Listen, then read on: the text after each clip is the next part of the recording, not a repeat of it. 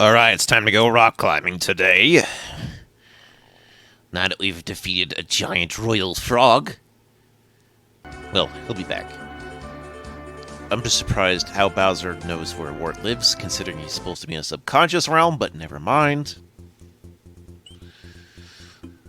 Alright, a lot of this world is going to be inspired by Donkey Kong Country 3, I believe. Especially that Razor Ridge world. That's what it seems like to me, anyway. Not so much water areas, though, even though, yeah, there are water areas in that Razor Ridge. I don't understand that, but okay. But yeah, mountains. You like those, right? Yeah. Oh yes, and we're going to have a blue Switch Palace in this world, and then there'll be all the Switch Palaces. Oh my. Can't wait for that shit. I think we can all wait for that shit, however. It just depends on how much shit you're willing to wait for. A mountain of shit, perhaps? Ha ha ha. Yeah. That's how it goes sometimes in the Mario's world. Alright, so, newsflash. Charging chunks in this mod seem to take more than 3 hits. Please don't do that. Thank you. They're not supposed to be 5 hits. That's clearly supposed to be a big old 3. I will not allow this in my Mario games. Well, maybe they were taking some, sports medicine, if you know what I mean. Boop, boop. Who would... Okay, so, considering this is the first level before we even get to the blue switch, who would come back after getting the blue switch? Because that's not really gonna do anything. Like, yeah, why would I come back after I had the blue switch? There's no point. I've already beaten the level by that point. Why do it this way? At least, like, in the first game, in the original game, when you have the yellow outline blocks, you could be like, well, I could come back to get some mushrooms. And considering how early on it made sense. Same with the green blocks applying cape feathers, and then this not even mattering after that. Perhaps you may not have noticed, but did you know that the red blocks in this mod give you fire flowers? And the blue ones give you 1-up mushrooms, which I don't care by this point. But that's cool, because I think in some mods they decide to make the blue one a star instead, and that's cool too. But I don't know which is more broken, invulnerability or unlimited life. If only we could find out for sure. Come with me to the Buster Beetle caves. I don't like those things. They're nasty. They throw things at me, and it's not cool. But here they are.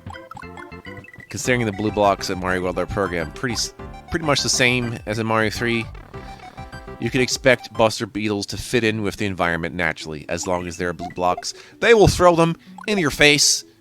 They can go fuck themselves. The more intelligent cousin of the Buzzy Beetle, for sure. They're of the same family. The same messed up Beetle family. I think the Spike Top might be a part of the family too, considering how many Paper Mario videos I've seen where just like, yeah, that Spike Top just looks like a Buzzy Beetle, but it's red with a spike on it. And there's also Buzzy Beetles with spikes on them. So it's like, okay, if that's what you want, that's what you get. Talk about my Spike Top, bitch, talk about my Spike Top, Spike. What was it?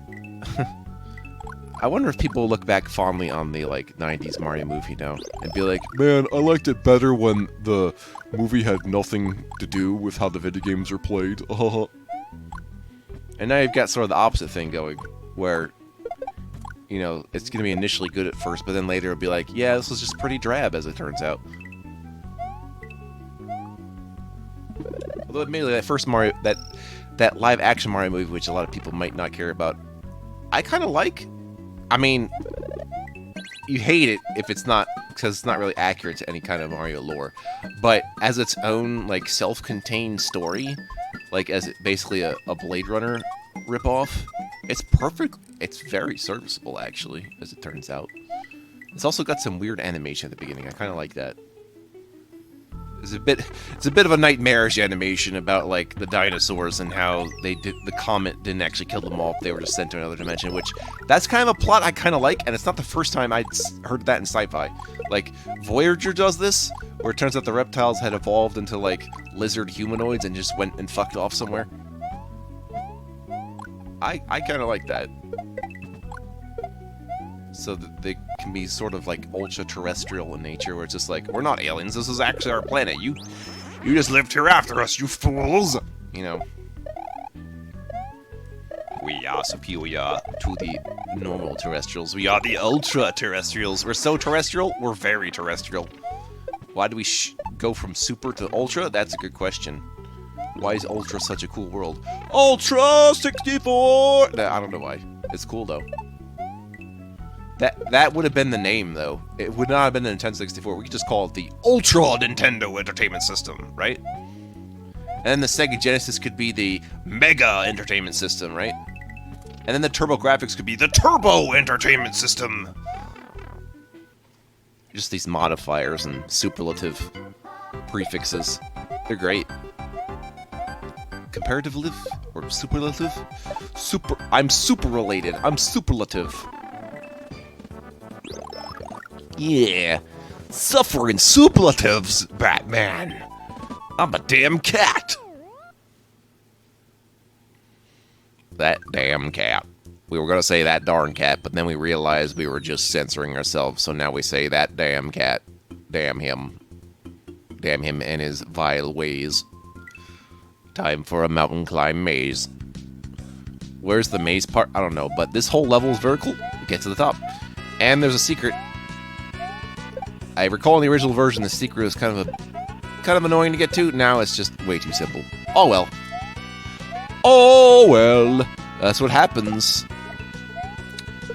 Again, I want to say something about having definitive editions of mods, but like, now it seems fan communities are going through like a similar phase that we've done before with actual companies, which is to have unfinished early access mods, and I don't know if I like that. Like, just ask someone to test your shit.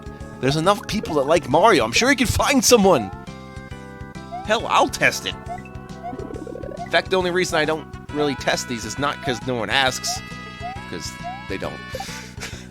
The real reason I don't test like video games is because I don't want to influence the game's level design when I'm afterwards covering it. I don't think that's fair. As a unbiased journalist, as you might say.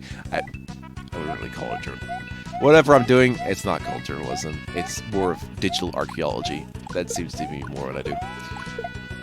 And I'm big on that. And I've forgotten to change my graphics setting. I'm going to go do that quite after this. And we won't have to worry about it. Actually, it's not that big a deal until I'm actually playing the game. If I'm just watching it, I just ignore it, and you're not going to see that. That's one cool thing about the render, is it's like, you know, the video's data is not corrupted at all. It's just the literal physical monitor is not giving me the right information. You know, it's fine. It's kind of like if my headset would fail to function and I was recording something, the music would still be there. The music doesn't stop just because my headset stops, you know? So that's kind of nice. It was doing that for a while. It just turned off automatically. I didn't figure out exactly why I was doing it. Just over time, it gradually stopped doing it, which has me believe that maybe it's something to do with my audio driver. Trying to make me look crazy!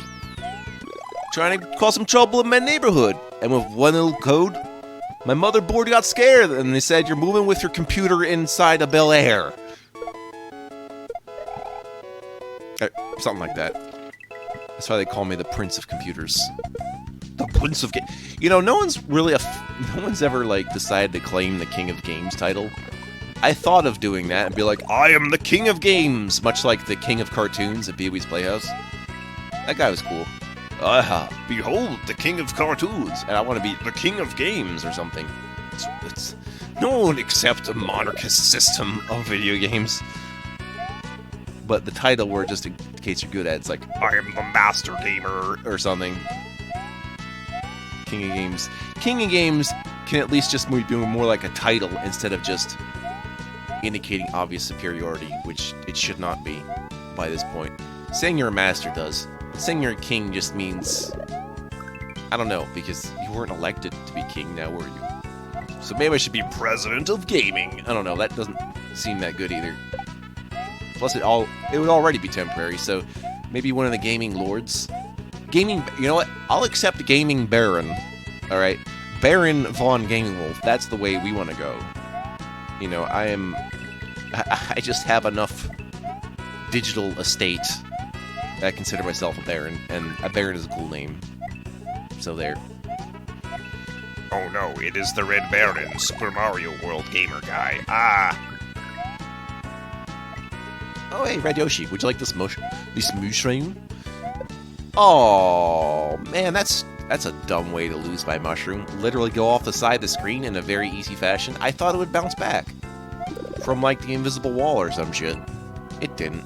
I also don't understand why 1-ups only give the equivalent of 1/5, just like the enemies do in terms of making my Yoshi all grown up. That should be instantaneous. If a mushroom can make it grow up all the way, I don't see why a 1-up mushroom couldn't do that. Kind of bullshit, not gonna lie. Hop Hop Donut Hills. Clearly a reference to Yoshi's Island. Again. Anyway, let's do this secret level. Because it has the Switch Palace in it, and I want it. Give it to me, please. Give me that 1-up Palooza. Getting into the secret Switch Palace exit is kind of strange. I like when they have full levels for the Switch Palaces, by the way. I actually like that a lot. Like, that's pretty nice. We want to extend the content. It's like, yeah, sure. Have a level where at the end you get a Switch Palace, instead of just having a Switch Palace of just coins and be like, yeah, there's no level here. So, shake it up a bit. Shake it up. Yeah, you go through here, and then you walk into the wall. Very unusual. How do I have known to do this? That's a good question. I actually don't remember how I figured that out the first time. Might have been accidental. I'd just be like, just follow the arrow, dude. It's like, what? Considering that there is invisible blocks blocking it, what other reason would those be there for? Only to prevent you from going back and finishing the Switch Palace after you're already done, since he did not set an exit to go with a press Switch Palace. So that is the clue I got, that was where the Switch Palace was just those blocks, and the arrow signs is like, I'll just keep walking, see if there's anything there, and there was. Oh no. These skull things that come from the ceiling. Ah, haven't I seen those before? Well, they're back. Bitchos. It's my worst cereal bit yet. Is this Chrono Trigger music or something? I don't know. I like it. Did you know that the musician for Chrono Trigger did the music for Mario Party? It's true. Isn't that great? And stuff. It's kind of weird, but I love that kind of weird knowledge that I have. It's like, wait until I tell you the whole thing behind, like, I don't know. I was thinking of what happened with... Oh yeah, the history of Lode Runner. That's interesting. Lode Runner / Bomberman's history is a very interesting part of gaming history, actually. Like people would be like, oh yeah, Bomberman is a Hudson Konami thing. No, that is not how Bomberman started. Bomberman was just made by some dude. Just some rando dude, not from Japan or anything like that. From good old Broederbund. But I guess Japan has adopted them since? I don't know. Either way, I like Bomberman / Lode Runner stuff. I don't see myself doing videos of well, I'm more likely to do videos of Bomberman than Lode Runner, let's put it that way. So maybe we can get some Bomberman content, actually. You know what? Yeah. The thing with Bomberman content is, the 2D Bomberman stuff, is that the levels are kind of... There's a bit of RNG in the layout of those levels. Except for Super Bomberman 2, those levels are pretty tight. But it's certainly plausible that I'd be doing some Bomberman gameplay. I've done it before.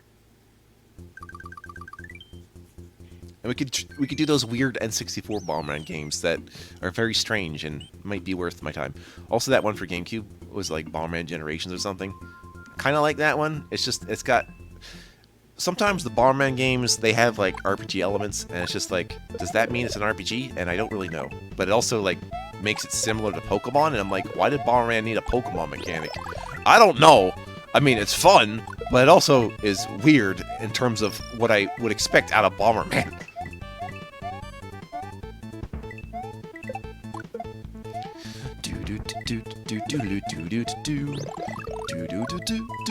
This is the Mario. This is the Mario. Oh, hey, it's Blaster Brothers.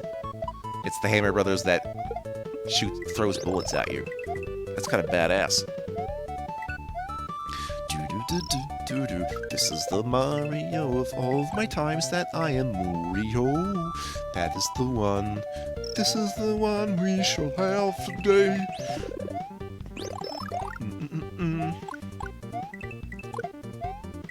Yeah, that's the stuff. Blue Switchopolis. How we doing, boys? How we doing, boys? Oh, man. Oh, I think the Blaster Brothers, as I'm calling them, yeah, they're resistant to my fireballs. That kind of makes sense. Have you tried shooting a bullet bill? So I guess they gave that version of the brothers properties of a bullet bill, which just goes down to resistance to fire. I can understand that completely. Also, don't forget the Ice Brothers. They're definitely not resistant to fire, and I know they show up. They just... Oh, I already did the Ice World, so we're not going to see any other Ice Brothers. Never mind. But yes, I know about you, Ice Brothers. Yes. You know, there was Ice Mario mechanics modded in Mario before I ever saw them in official Nintendo properties. So it was just a given that something like that was going to happen. Roy's a boy, and this is his Ridge Racer Fort. $5.99 US mushroom coins. We're going to defeat the giant enemy fortress through massive damage. The music is different now, kind of to indicate that these fortresses are much tougher. I don't know why this one's much tougher. The theme seems to be a shit ton of ball of chains more than usual. And it's also kind of, yeah, it's a interesting, like, lavender pink, just to go with Roy's theme of real men wear pink. We could go into the history of why pink is actually a boy's color, but, you know, them roles, they swap without anyone realizing it. Ha ha ha. It's like, real men have guns. And I'm like, no, real men would fight with their fists. Like, okay, you want to go down that route? Yeah, funny that way. Funny stuff. Or how people used to think the dandy was feminine when it turned out to be the masculine counterpart to the macaroni. That's some interesting things to know about. So, I don't know. I don't know, dude. Everybody has different ideas. Different ideas of what they think is correlated to physical things, which doesn't always make sense. Like, ever. Get this feather for this guy. More Final Fantasy music, I think? Or something of Square's. Most likely. Getting a lot of that shit. Something this game does, which I also don't like, is that the Podoboos are quite hyperactive, as in the moment they go down, they come up almost instantly. Which means your best chance to dodge them is to going under them while they're going up. Instead of just being like, yeah, I'll just jump over you now while you're going down. But then it instantly comes back up while you're going over it, and you're just like, oh, screw you, man. This Mario wants to know how many videos of Gaming Wolf plays you've clicked. Fill out the survey. I'll get the red Mario tape. And those weird stress sheet thingies that are red. Or the bubble wrap. You guys like bubble wrap? I like bubble wrap. I pop all the bubbles on that bubble wrap. And no one is the wiser of how much stress-free stuff that does. This Bowser of mine. He's not mine. He's yours. But what's yours is mine. Ha ha ha ha. Pearls before swine, baby. Well, we got some green blocks to provide us with the capes that we may or may not have already in our inventory. Just keeping them all in there. Put them in our cape closet for all that cape shit I know you guys like. I like it too. Alright. Roy's challenge is that he has fireballs? And that he shakes the ground. Honestly, that is... I think Roy might be the easiest here. That's kind of weird. Roy's not supposed to be easy. He's supposed to be like a fake-out bowling trickster archetype. Shit. He's supposed to be messing with you, and he doesn't really seem to do much of that here. Sigh. I guess next time I will chomp on this mountain with my teeth. There'll be a chain of chomping, if you know what I'm saying. Some unusual chomps, too. Yeah, mountain worlds tend to be the domain of the chain chomp, for one reason or another. See you next time.